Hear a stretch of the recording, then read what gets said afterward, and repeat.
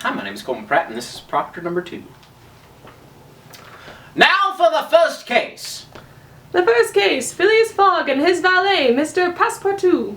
For the last 2 days, the police have been looking for you on every train in Bombay.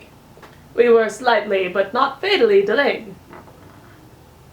But what were we accused of? Certainly saving this poor woman from a most honorable death cannot be considered my shoes!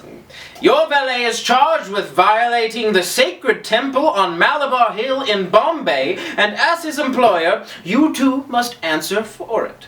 Oh, no! Very well, Your Honor, I do. You do? I do. You mean the facts are admitted? Admitted.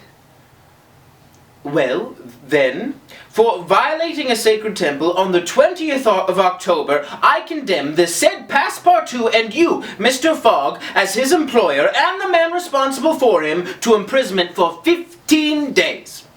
Yes. I see. Is there any circumstance in which you would forego time served and instead allow us to pay a fine? No circumstance. But, Your Honor, there is, is there not the recent case of Barker versus Watkins? What's this now? As I'm sure you remember, the case convened in Singapore as brought by Mr. Barker against the Honorable Judge Watkins on a charge of excessive punitivity.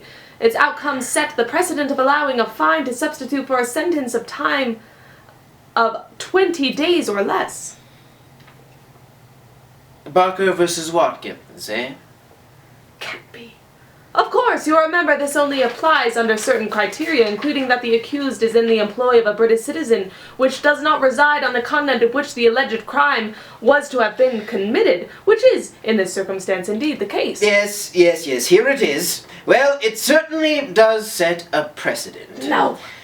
Well, very well then, Mr. Fogg.